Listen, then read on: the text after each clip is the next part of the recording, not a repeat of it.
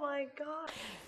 L'œuvre et l'objet d'art représentent-ils toujours un bon placement en toute certitude, Pascal Mouflet?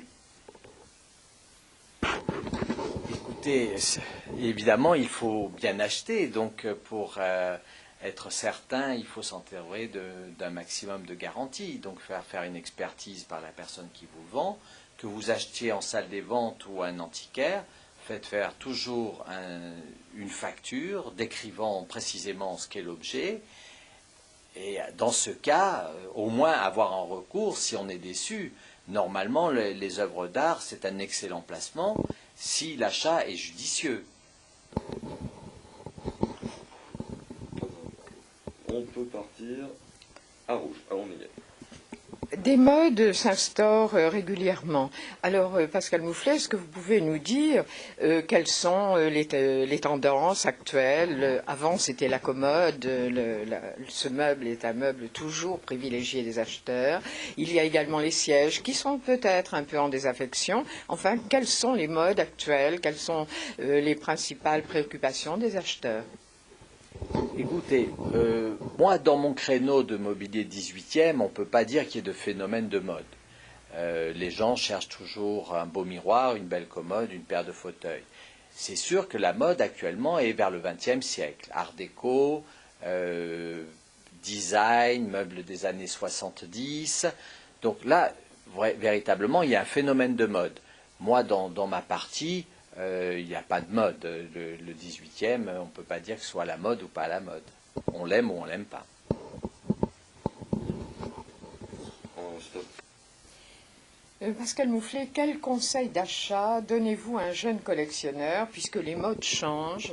Qu'est-ce qu'on peut dire, justement, à coup sûr, pour faire un placement à un jeune collectionneur?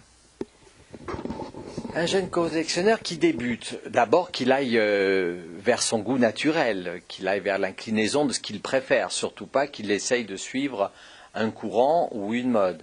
Il le fera de bons achats s'il aime l'objet qu'il recherche. Donc je pense que c'est une culture personnelle, c'est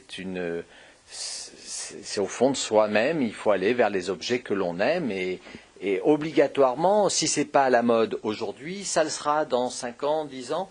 Donc, surtout, à la limite, un jeune collectionneur, je lui dirais de chercher ce qui n'est surtout pas à la mode aujourd'hui, pour ne pas le payer cher, en espérant que dans 5 ou 10 ans, ça devienne à la mode, et donc il fera une très belle plus-value. En comparaison avec le galeriste, est-ce qu'on peut prendre des risques avec un achat chez un antiquaire? Quel genre de risque vous voulez dire? Eh bien justement, le galeriste va rechercher des valeurs différentes, quelquefois à l'avant-garde, qui ne sont pas encore à la mode. Et là, vous venez de parler d'achats qui peuvent ne pas être justement dans le courant mode. Écoutez, actuellement, il y a une chose qui vaut beaucoup moins cher qu'il y a 20 ou 30 ans, ce sont les galets, les pattes de verre. Ça a énormément baissé. Ce sont de très très jolies pièces. Je pense qu'on peut racheter de la pâte de verre parce que ça va remonter, c'est certain. Et dans le domaine de l'Antiquité, il y a des choses qui ont été très à la mode et qui le sont moins. Donc il faut essayer d'acheter ces choses-là qui augmenteront obligatoirement.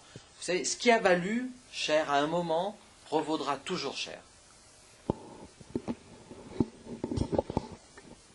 En conclusion, comment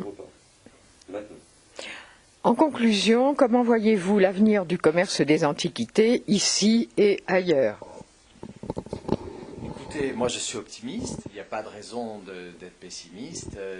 Notre commerce fonctionne normalement. J'espère, j'ai des enfants, j'espère qu'ils pourront continuer dans le même domaine que moi. Tous mes confrères autour de moi, je les vois continuer, pousser leurs enfants, donc il n'y a aucune raison que ça s'arrête.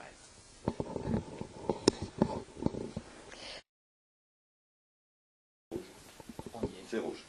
Pascal Mouflet, quelle est la question que vous voudriez qu'on vous pose, que l'on vous pose? Écoutez, comme on est en période électorale, peut-être me demander si je pense qu'il peut y avoir une incidence sur le résultat, dans notre profession, sur le résultat des élections. Et évidemment, je pense qu'il y aura une incidence.